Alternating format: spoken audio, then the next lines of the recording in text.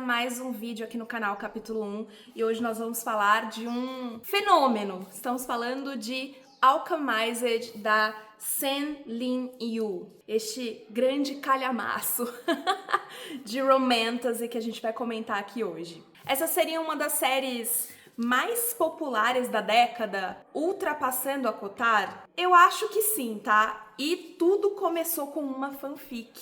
E vocês não estão entendendo o poder deste livro aqui. Inclusive, os direitos para a adaptação da história, né? A adaptação cinematográfica, ela foi comprada pela mesma produtora dos filmes do Harry Potter e de Duna, né? Pela bagatela de 3 milhões de euros. Mas antes da gente começar a falar sobre este livro aqui, eu quero pedir para você que ainda não é inscrito, se inscreva, ative as notificações e nos siga pelas redes sociais, principalmente pelo Goodreads e pelo Instagram, porque lá eu posto em tempo real os livros que eu estou lendo, as finalizações, enfim, e um breve resuminho, assim, do que eu achei dos livros, tá? Então, sem mais delongas, vamos falar sobre Alchemized. Como eu já comentei pra vocês, isso aqui era uma fanfic. E eu vou te contar brevemente a história dessa fanfic, pra então falar da história original agora. Vai fazer sentido, tá? Apenas confie. O nome da fanfic era Manaclode, acho que é assim que pronuncia, vou deixar o nome aqui na tela. E era uma fanfic de Harry Potter. Inclusive, aqui estão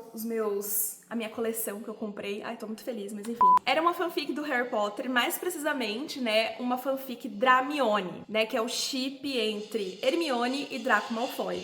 E eu nem preciso dizer que eu fiquei obcecada pela fanfic, eu cheguei a ler. E não só isso, lá meados de 2007, 2008, eu lia fanfics da Hermione na minha adolescência. Imagina a minha felicidade quando eu vi o hype, né, dessas novas fanfics sendo lançadas aí pelos sites afora de fanfic. Só que essa história, né, ela tem mais de 70 capítulos, ou seja, ela é gigantesca, né, essa fanfic. E foi um completo fenômeno. A história terminou de ser escrita em 2019, mas foi apenas na pandemia que ela explodiu e assim, um fenômeno desde então, tá? Eu mesma só li em 2023 já. E a história na época foi tão forte pra mim que eu entendo o hype que tá tendo hoje. Sendo que a história original agora, né, foi lançada agora em setembro de 2025. Mas a história da fanfic, ela se passa em um universo alternativo dos eventos que acontecem a partir de Harry Potter e o Enigma do Príncipe. Então, tudo o que aconteceu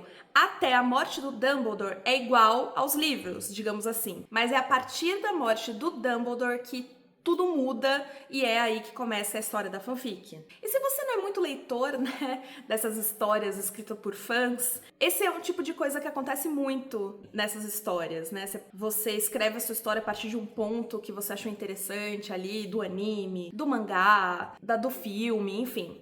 E aí você faz a sua própria história a partir desse ponto em diante. E nessa versão de Manaclode, o Draco Malfoy realmente mata o Dumbledore. E não só isso, né? Harry, ele é morto na guerra. E a guerra civil que tá acontecendo ali toma um rumo completamente devastador e sanguinário. A Ordem da Fênix, ela é destruída e os poucos remanescentes, eles são caçados pelos Comensais da Morte. Então, obviamente que isso aqui é um Dark Romance. Lembrando, né, que são conteúdos pesados, de trauma, né, que tem uma licença poética para existir ali nesse universo, enfim. Então este é um dark romance bem pesado, com cenas bem fortes e descritivas. E era assim desde a fanfic. Então, não só isso, né? Não só essa história, ela é um dark romance, como também um dos grandes motores é que a autora quis trazer aqui um plot meio o conto da Aya, sabe? Bom, eu vou tentar resumir um pouquinho o conto da Aya, porque eu li em 2017, já faz muito tempo, eu nunca reli. Mas o que acontece é que a protagonista no conto da Aya, ela vive numa distopia, né, de um regime fundamentalista ali nos Estados Unidos, e eles estão passando por uma crise de esterilidade, e por causa disso, né, os líderes ali desse governo fascista, eles vão cooptar mulheres que já provaram ser férteis, ou seja, né, já tiveram filhos anteriores, e eles cooptam essas mulheres para colocar na casa desses líderes, para que eles sejam a aia, né, a mulher que vai ali parir o filho da família, digamos assim, né. E mesmo sendo homens casados, a mulher é conivente com o que acontece, e aí rola ali um ritual de concepção, uma coisa bem grotesca, e é mais ou menos isso, né, dado algumas diferenças e adaptações na história, que vai acontecer com a Hermione, porque ela vai ser capturada e entregue pro Comensal da Morte mais terrível, mais infame, né, aquele que matou o Dumbledore e é o braço direito agora no novo regime de Voldemort, que é o Draco Malfoy. Eu acho que o que é mais interessante na fanfic é a maneira que a autora ela vai revirar assim todos os conceitos do mundo de Harry Potter a partir da morte do Harry. E funciona, na minha opinião, porque a gente já conhece muito bem a história e o universo de Harry Potter. Já é muito bem estabelecido no nosso imaginário. Então, é interessante mergulhar numa história, né, numa fanfic, que se pergunta, e se Harry Potter tivesse morrido? O que aconteceria com a Ordem da Fênix, né? Dentro ainda desse romance Enemies to Lovers de Draco e Hermione. E funciona, né, como eu disse, porque a gente já conhece as regras do universo Harry Potter. A magia, a sociedade, até como é Hogwarts. A gente tem mapeado no nosso cérebro, é muito engraçado, né? E até o próprio conceito de sangue ruim e sangue puro é mantido na fanfic e é uma questão central pro plot da história. Porque a Hermione vai fazer parte desse projeto de repopulação mágica, né? A lá Conto da Aia, mesmo sendo uma sangue ruim. E isso já coloca camadas a mais na fanfic pra gente acabar gostando, né? Mas o que é mais legal, né, é que os pontos que a autora vai inserindo é que a Hermione não vai ser só uma aia, né? Ou uma barriga de aluguel. Ela vai ser enviada pra Draco porque ela meio que fez um feitiço de memória nela mesma. E ela não lembra de boa parte do que fez ou do que aconteceu na guerra e como ela foi capturada. E a gente só vai saber bem mais pra frente de que ela era meio que uma espiã que contava com a ajuda de um infiltrado do lado do Voldemort. Só que ela é presa e é entregue pra Draco. Fica ali sobre sua mercê na mansão dos Malfoy. O projeto de repopulação mágica, digamos assim, vem só depois. Mas antes disso, o Voldemort meio que tortura ela pra tentar ver o que aconteceu no cérebro dela e não consegue. Basicamente, essa é o enredo inicial da fanfic. E a relação entre Hermione e Draco, ela é profunda porque a gente já sabe que eles se odeiam, né? A gente já viu o ódio de classe do Draco em relação aos sangue ruins. Já sabemos, por exemplo, que ela socou o rosto dele no terceiro ano, tipo... São coisas que a gente já tem preconcepções quando a gente vai pra essa fanfic. E aí, a autora decidiu fazer sua história original e precisava ser feito mesmo, né, por questões autorais, como é que você lucra em cima de uma história de uma outra pessoa, né, de personagem de uma outra pessoa. Então, veio Alchemized, sua obra original, que mais parece pra mim um roteiro adaptado. Não sei exatamente se esse livro vai funcionar pra quem não leu a fanfic, tá? A pessoa que vai chegar aqui de primeiro, acho que vai se sentir muito perdida, porque a autora tinha um grande problema pra resolver nessa história, que era, como a fantasia original, ela tem que pegar a essência, né, da fanfic e criar um universo do zero, com suas próprias regras e noções. Então ela não pode se apoiar no universo de Harry Potter, veja só. Então, essa resenha será sobre o livro. Como eu disse, né, se a fanfic já era enorme, com mais de 70 capítulos, o livro original, né, também é um calhamaço. Mais de 900 páginas, gente. Se eu posso dar uma dica pra vocês, compre a edição capa dura, porque ele é grande. Eu acho que a lombada vai ficar destruída, de lombada de vocês, se for na capa mole. A nossa protagonista, Helena, sim, a escolha dos nomes dessa história, elas são bem duvidosas. Eu odiei todos os nomes que apareceram aqui. Um dia, a Helena acorda, depois de ter sido tirada de um completo estado de agonia, digamos assim. E ela tava meio que dentro de um reservatório que ela não via nada. Ela só era ela com a mente dela, tentando sobreviver. E não demoram muito para que os seus, né, raptores descubram que ela fez alguma coisa com a própria mente. Então, aqui no livro, a gente não vai ter termos como magia, mas transmutação, né? Ou seja, a alquimia. E a alquimia, ela tem princípios diferentes, né, da magia. E eu achei a inserção da alquimia aqui muito mais elegante, porque as regras são muito mais claras do que o próprio uso de magia no universo de Harry Potter, que é Alá, faz o que você quiser. O fato é que o alquimista que alterou a mente da Helena era um alquimista extremamente brilhante e basicamente bloqueou boa parte das memórias dela. Mas Helena ainda se lembrava do seu passado, como por exemplo de onde ela vinha, sua cidade natal, né, de como ela foi parar ali em Paladia, que é este país onde está acontecendo essa guerra civil. E basicamente ela preservou as memórias anteriores à guerra. O que aconteceu da guerra em diante, ela não lembra. Em Etras, né, que é a sua cidade natal, a ressonância, né, ou seja, a magia, era algo muito raro. E já em Palladia, não. Então a gente tem uma divergência na construção da fanfic aqui nesse livro, porque o conceito de sangue ruim não existe, mas sim um tipo de hierarquia social, onde em Palladia não se aceitava muito bem pessoas que vêm de outro, é mais uma xenofobia do que necessariamente um ódio de classe, como a gente vê no universo de Harry Potter. E ela já percebeu logo no início ali da sua estadia em Palladia que essa hierarquia entre alquimistas se dividia mais em uma questão de pessoas próximas ao governo e pessoas mais próximas à guilda, né? O pessoal do governo era da família dos Holdfast, ou, né, Harry Potter e Dumbledore e a sua galerinha, enfim. E os Holdfast tinham um instituto, que seria Hogwarts, veja. E nesse instituto, eles deram uma bolsa especial pra Helena vir, né, de Etras pra Palladia. Só que ainda assim não é comum ter pessoas de fora. Fica bem claro aqui que a tensão é entre governo e a guilda, tá? Não necessariamente entre sangue puro e sangue ruim. O fato é que a Helena vai ser bolsista, né, na escola dos Holdfast, e sendo a ideia da garota de ouros será mantida aqui na história original também. Só que no instituto, né, como a gente percebe, tem também alunos que fazem parte da guilda. Sendo o nosso Draco, né, ou melhor dizendo, o Ferron. Ai, gente, esses nomes, né?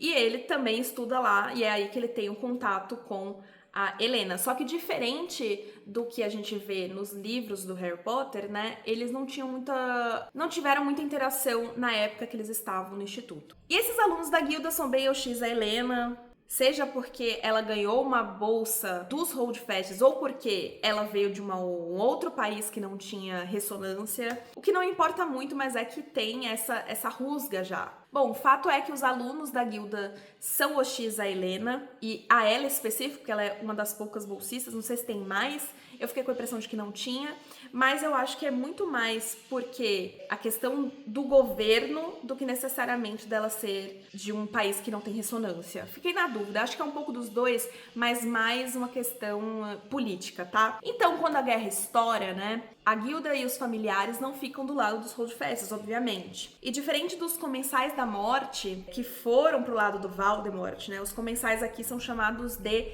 imortais. Porque além da alquimia, eles usam os poderes proibidos da necromancia. Voldemort aqui é o Murrow, será que é assim que pronuncia? Enfim. Isso eu achei muito legal porque ele tem o poder de transformar seus seguidores em uma espécie de zumbi. Eles não conseguem morrer, eles se regeneram. E além disso, eles usam a ressonância, né, a magia deles, de necromancia para criar necroservos, que é assim, eles matavam lá o pessoal da resistência, do governo. Na batalha mesmo, eles já reviviam essas pessoas, né? Essas pessoas perdiam a consciência, elas estavam amando do imortal que fez esse necroservo.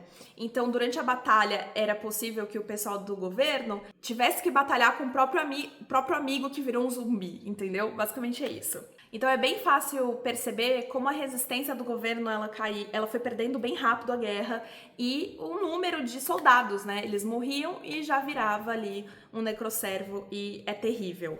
Até porque tem toda uma questão de ideológica que os Holdfasts, o governo, né? Eles não poderiam usar necromancia, porque eles só poderiam usar alquimia para o bem. Mas o fato é que a Helena está lá, né? Neste momento do livro, no início, e não se lembra de nada, como ela foi parar ali. O Murrow, né, ele vasculha a mente dela de um jeito bem torturante, assim, e a gente vai ler isso de uma maneira bem gráfica, tudo aqui é muito gráfico. E quando ele não descobre o que ela esconde na cabeça, porque ele acha que ela tá escondendo que existe ainda alguma resistência ao governo, o que nem é verdade, mas ele fica com aquela pulga atrás da orelha, ele chama o Ferron.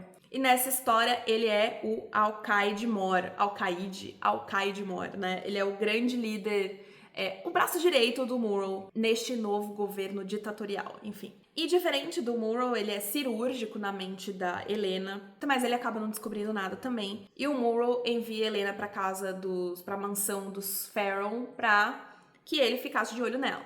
A princípio era só isso. Farrell é um alquimista de ferro, então a mansão inteira dele é feita de ferro e ele consegue manusear assim, como se ele estivesse respirando. Então tudo ganha uma animação quando ele tá por perto, é legal, enfim. E ele é extremamente habilidoso e terrível. Ou seja, ele é o melhor soldado do lado de lá da guerra, né? E o início da estadia da Helena na mansão dos Farrell é triste demais, tá? Porque ela passa, sei lá, 1/3 do livro tentando se matar. Ler isso não é agradável. E chega até a ser muito repetitivo, porque a gente já pegou a ideia, tá? Você não precisa falar isso 20 vezes. Não precisa mostrar 20 cenas diferentes dela tentando fazer a mesma coisa. Mas o tormento, assim, ele só vai ser prolongado em cada página, tá, gente? É bem triste. É uma história bem sombria. Só que diferente do que a gente espera, o Farrell, ele tenta proteger a Helena de todas as formas possíveis, né? Como ele maneja a mansão, ele não deixa ela se matar. Só que ele insulta ela verbalmente várias vezes. E a coisa que ele mais gosta de fazer com ela é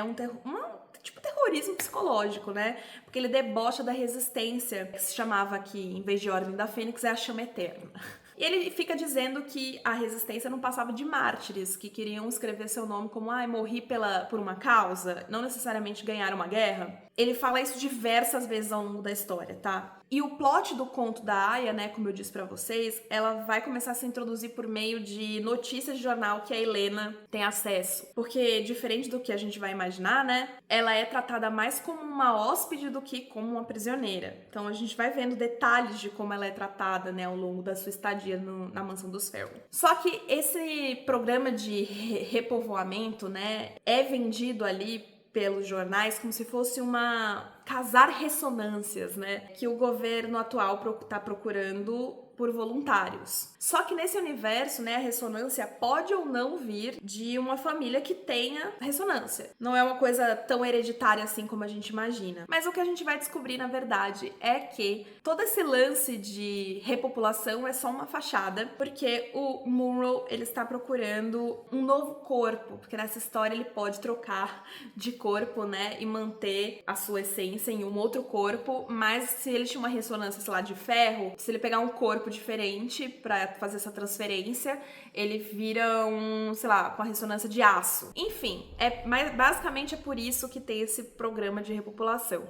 Não sei se eu fiquei muito convencida com essa parte, tá? E assim, muitas coisas cruéis acontecem na mansão dos Farrell, porque o Farrell, ele é casado com a Aurélia, que também tem alquimia de ferro, então ela também controla a mansão em certo ponto. E ela é extremamente sádica com a Helena, tem uma cena a cena do olho, se você já leu o livro, né? Gente, é grotesco. Mas a gente percebe que com o passar do tempo, né, os imortais, né, os zumbis do Murrow, ele tem a tendência de desenvolver sadismo, então todo mundo desse mundo é muito cruel, inclusive Farrell. E ninguém escapa do Murrow de maneira nenhuma, até mesmo o Farrell ou o Al-Qaid Mor. Ele também sofre várias torturas físicas e é bem gráfico também. O que eu acho um exagero, porque, veja bem, é um truque da autora para humanizar o Farrell, porque ele faz coisas muito cruéis e ele, de fato, persegue e mata todos os remanescentes da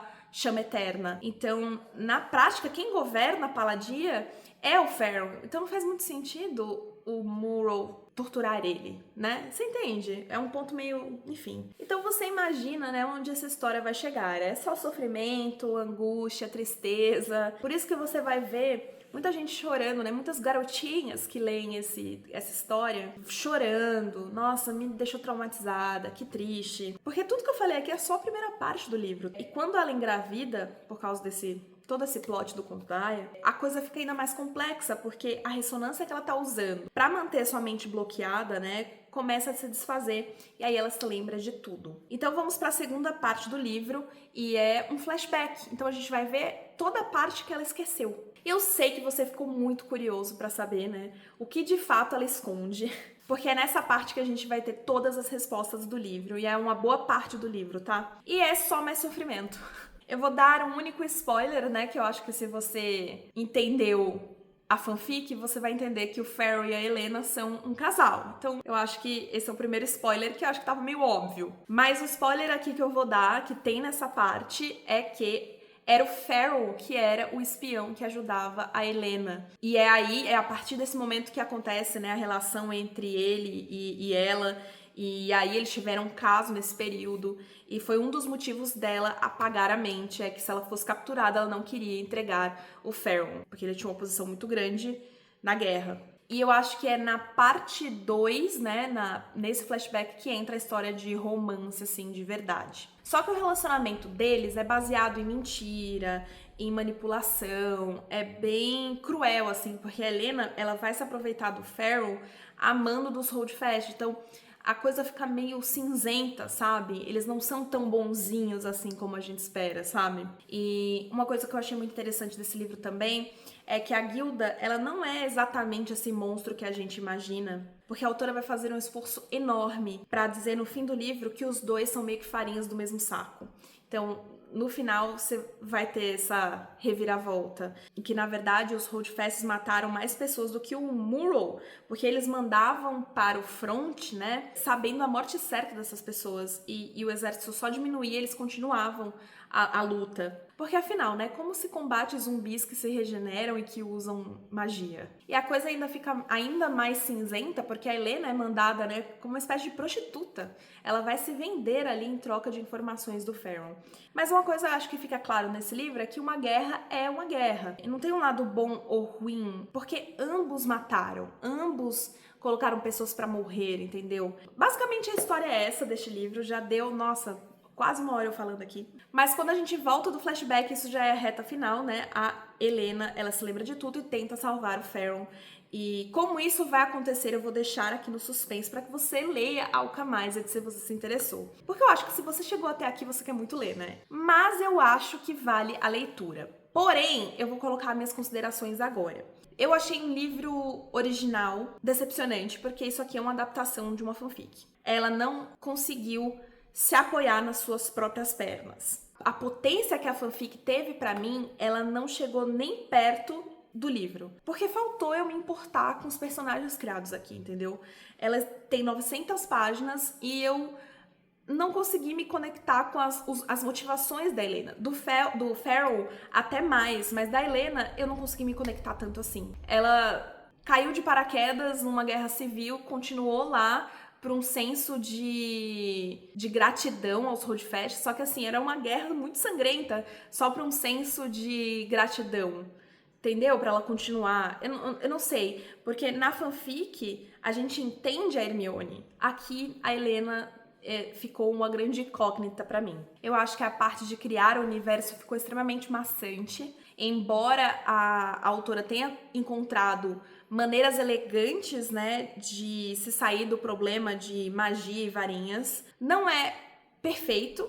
Obviamente, como vocês perceberam aqui, é até difícil de explicar tantos nuances, né? Ficou uma coisa bem maçante. Talvez dividir o livro em dois, né? Mas ao mesmo tempo, não sei se valeria a pena. Mas este livro aqui é sobre tristeza empilhada sobre tristeza, com subterfúgio só pra te chocar muito e não necessariamente pra você, sei lá, se importar muito com a história.